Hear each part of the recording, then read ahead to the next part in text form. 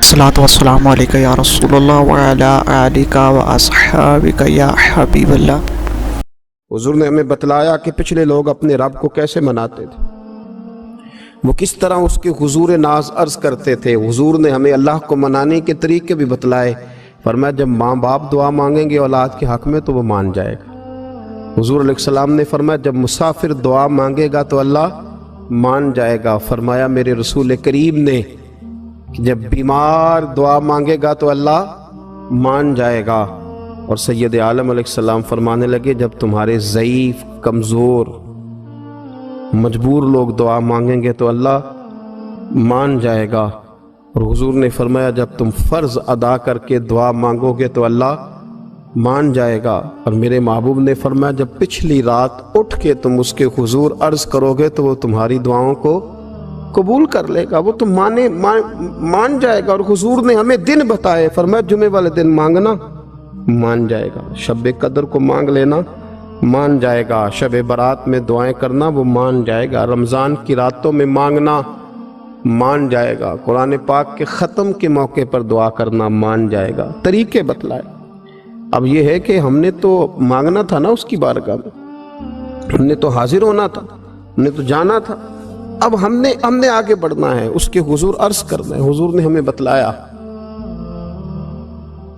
کہ مومن متقی ہوتا ہے نا، پرہیزگار ہوتا ہے، تو اس نے کچھ نیکیاں بھی کی ہوتی ہیں، جس طرح اسے اپنے گناہوں کا پتہ ہوتا ہے نا، تو اسے پتہ ہوتا ہے کہ نہیں یار فلاں کام میں نے فقط اللہ کی رضا کے لیے کیا ہوا ہے، وہ میرا اور میرے رب کا راز ہے۔ فرمایا جب تم بڑے الجھ جاؤ نا، جب تم بڑی آزمائش میں آ جاؤ اور جب تم سمجھ لو کہ اب میں بڑی تکلیف میں آ گیا ہوں، تو پھر ایک طریقہ حضور نے ہمیں اور بھی بتلایا مانگنے کا، ایک اور طریقہ بھی بتلایا، اور وہ روایت صحیح مسلم میں موجود ہے۔ راوی حضرت عبداللہ ابن عمر رضی اللہ تعالیٰ عنہ، حضور فرماتے ہیں 3 لوگ سفر کر رہے تھے، یہ آپ اندازہ فرمائیے صحیح مسلم کی حدیث ہے، اور ذرا حضور کے سمجھانے کا ایک یہ رنگ بھی ہے اللہ کو منانے کا، ایک یہ انداز بھی ہے اس کی بارگاہ میں گزارشات پیش کرنے کا، یہ بھی ایک طریقہ حضور نے ہمیں بتلایا۔ اگرچہ اپنی نیکیوں کو چھپانا چاہیے، نیکیاں جو چھپی ہوئی ہوتی ہیں وہ قیمتی ہوتی ہیں، وہ قیمتی چیزیں ہوتی ہیں جو لوگوں نے چھپا کر کے رکھی ہوتی ہیں۔ حضرت عبداللہ ابن عمر فرمانے لگے کہ نبی پاک صلی اللہ علیہ وسلم فرماتے ہیں 3 لوگ سفر کر رہے تھے، رستے میں طوفان آ گیا، تیز بارش شروع ہو گئی، تو حضور فرماتے ہیں وہ تینوں بارش سے بچنے کے لیے ایک غار میں چھپ گئے۔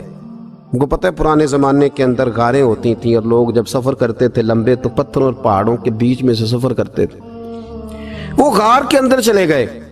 اب چونکہ طوفان بہت زیادہ تھا، جب وہ غار کے اندر چلے گئے تو اللہ کے پیارے حبیب صلی اللہ علیہ وسلم فرماتے ہیں پتھر اوپر سے لڑکتا ہوا آیا اور غار کے منہ کے آگے آ کے اس نے غار کو بند کر دیا۔ اب اتنا تیز اور اس مضبوطی کے ساتھ وہ پتھر لگا اور اتنا صحیح فٹ ہوا کہ اندر روشنی آنی بھی ختم ہو گئی۔ اب 3 لوگ ہیں، تھوڑی دیر تو وہ پریشان رہے کہ شاید اب کبھی بچ نہیں سکیں گے، شاید چاروں جانب اندھیرا ہی ہے اور اندھیرا ہی رہے گا، شاید یہاں سے نکلنے کے لیے اب ہمیں کوئی رستہ میسر نہیں آئے گا۔ وہ پہلے تو پریشان ہوئے، پھر کہنے لگے یار اس طرح کرو، ذرا غور کیجئے گا میری بات پہ۔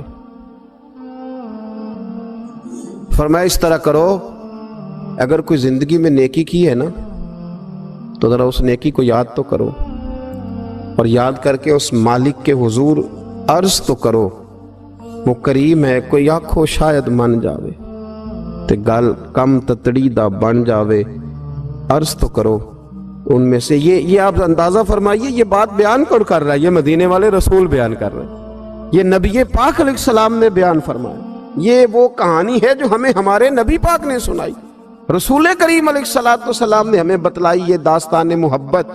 حضور فرمانے لگے ایک نے ان میں سے ہاتھ اٹھائے اور اس نے انداز کیا چھیڑا، عرض کرنے لگا اللہ تو جانتا ہے نا میں نے بکریاں رکھی ہیں، میں غریب ہوں، مزدور ہوں، اور مالک تو یہ بھی جانتا ہے کہ میرے بچے بھی ہیں، بیوی بھی ہے، پر میں جب بھی گھر لوٹا ہوں تو دودھ میں نے بچوں اور بیوی کو پہلے نہیں دیا، بوڑھے ماں باپ کو پہلے دیا۔ اللہ میں نے ان کے ساتھ ہمیشہ کرم کے بازو کھول کر معاملہ کیا، وہ غار میں تنہا بیٹھے ہیں اور اپنے مالک کو منا رہے ہیں. عرض کرتے ہیں اللہ تجھے یاد ہے نا ایک رات جب میں بڑی دیر سے لوٹا تھا, لکڑیاں کاٹتے درخت تلاش کرتے مجھے دیر ہو گئی, میں دیر سے لوٹا تھا, نیت یہ کر رکھی تھی کہ دودھ سب سے پہلے ماں باپ کو پلاؤں گا. مالک جب میں لوٹا تو وہ بوڑھے تھک ہار کے سو گئے تھے. میری بیوی نے مجھے کہا کہ بچوں کو پلا دو, وہ سو گئے. تو میں نے کہا نہیں, میرے ذمے ہے ان بوڑھوں کے دل کو ٹھنڈا کرنا, ان سے پیار کرنا.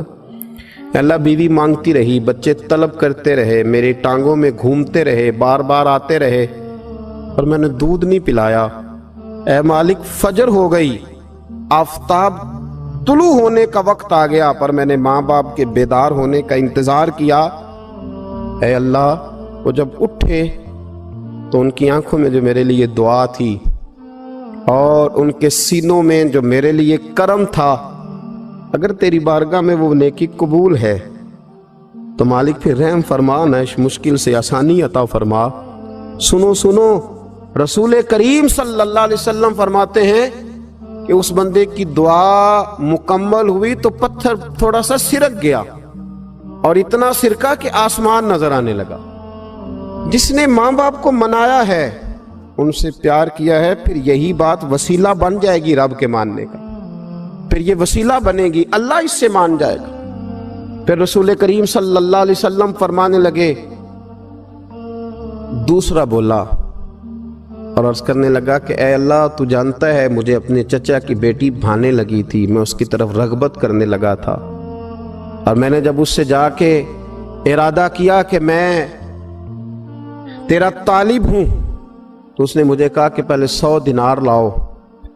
بانا تو اللہ میں نے مشقت کر کے 100 دینار جمع کیے, اور جب میں پوری طرح اس پر حاوی ہو گیا, وہ میرے قبضے میں آ گئی اور گناہ کا میں نے ارادہ کر لیا, تو اس عورت کے منہ سے ایک جملہ نکلا کہ اللہ سے ڈر.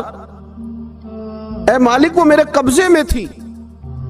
اے اللہ, میں گناہ پر قادر تھا, میں چاہتا تو گناہ کر لیتا, لیکن جب اس نے تیرا نام لے کے کہا نا کہ اللہ سے ڈر, اللہ میں ڈر گیا, میں اسے چھوڑ کے آ گیا. اگر تجھے یہ بات پسند ہے تو پھر نکال دینا اس مشکل سے, پھر کر دینا کرم.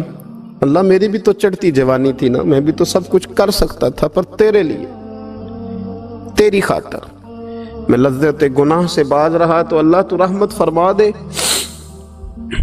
حضور فرماتے ہیں اس کی دعا مکمل ہوئی تھی کہ پتھر تھوڑا اور سرک گیا. پھر تیسرا بولا, اور اس نے بول کے کہا اے اللہ, ایک مزدور کو, ایک دیہڑی دار کو, ایک غریب کو میں نے کام پہ رکھا ہوا تھا, یہ تیرا اور میرا راز ہے اللہ.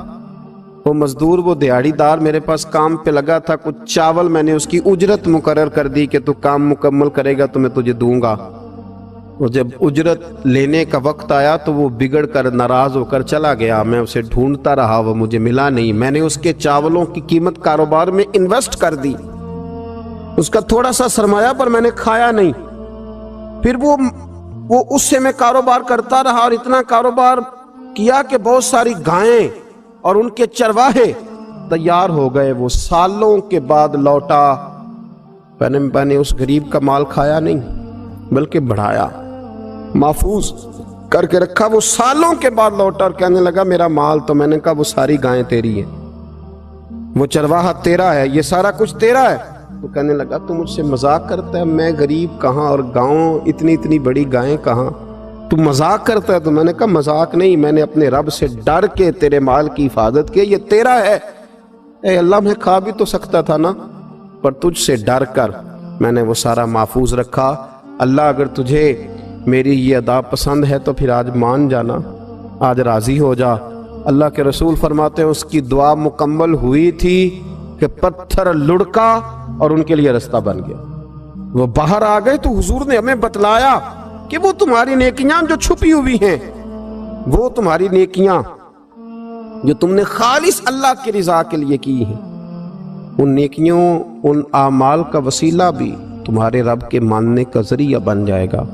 اس کو منایا جائے, اس کی حضور حاضری دی جائے, اس سے بخشش کا سوال کیا جائے, اس کی بارگاہ میں یہ گزارش کی جائے کہ اللہ غریبوں, مجبوروں, کمزوروں اور ان لوگوں کے صدقے جو اللہ रास्ता देख रहे हैं कि रास्ता कब खुलेगा।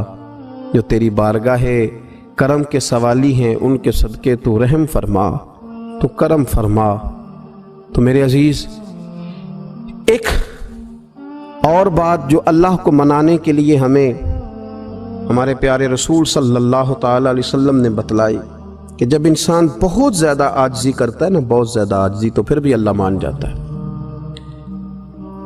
जब वो उसके हुजूर बहुत इज्ज़ का इजहार करता है, बहुत ज़्यादा इज्ज़ का इजहार करता है, वो डर जाता है उससे। वलिमन खाफ मकाम रब्बिही जन्नतान, फरमाया जो मेरे सामने खड़े होने से डरेगा मैं उसे 2 जन्नतें अता करूँगा। हज़रत बाबा फरीदुद्दीन मसूद गंज शक्कर बाबा साहब रहमतुल्लाह अलैह फरमाते हैं कि एक नेक नौजवान था, दिन को रोज़ा रखता, रात को नमाज पढ़ता, पर अल्लाह से डरता फिर भी बहुत ही ज़्यादा था, बड़ा ही डरता था। मौत का वक्त आया तो माँ ही थी बस उसकी, तो माँ से कहने लगा, अम्मा तू मेरी माँ है, मेरे साथ 3 वादे तो कर। उसने कहा, पुत्र तू बता, आखिरी हिजकी ले रहा है और इस गरीबनी माँ से तू वादा ले रहा है, बता क्या वादा है। तो अर्ज करने लगा, अम्मा जब मैं मर जाऊं ना तो मेरे गले में रस्सी डाल के तो मुझे घुमाना घर के सहन में, और लोगों को कहना जो रब की नाफरमानी करे उसका यही हाल होता है। ये ऐलान करना जो अल्लाह के नाफरमान हो उनका यही अशर किया जाना चाहिए। और अम्मा फिर दूसरा वादा कर, मेरा रात को जनाजा उठाया जाए, मैं नहीं चाहता कि किसी के मुंह से ये लफ्ज निकल जाए कि वो देखो अल्लाह का नाफरमान जा रहा है, रात को मेरा जनाजा उठाना। और अम्मा तीसरा मेरे साथ वादा कर कि लोग मुझे दफन करके आ जाएंगे तो तू मेरी कब्र पे चली जाएगी। अमल मेरे पास कोई नहीं, पर मुझे लगता है माँ के कदमों की बरकत से अर्श का मालिक भी रहम फरमाएगा। अम्मा तू वादा कर, मेरे साथ वादा कर। बाबा साहब रहमतुल्लाह अलैह फरमाने लगे कि माँ, बूढ़ी माँ ने वादा कर लिया। कहा बेटे ठीक है, अगर तेरी यही जिद है तो मैं तैयार हूं। फिर उसने कलमा शहादत पढ़ा, उस नौजवान की रूह परवाज कर गई।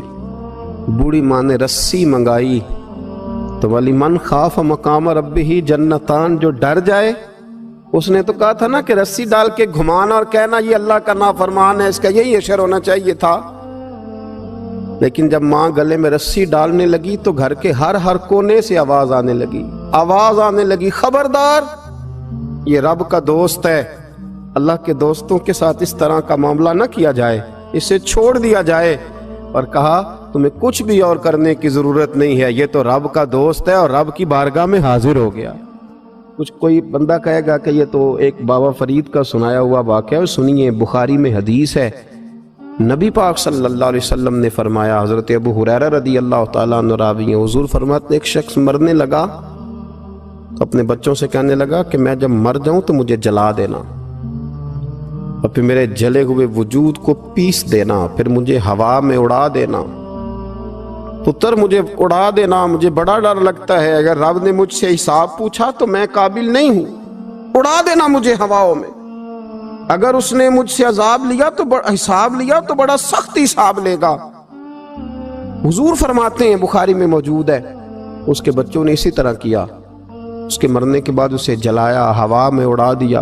अल्लाह के महबूब फरमाते हैं, रब करीम ने हुक्म दिया जमीन को कि इसके जर्रात को जमा करो।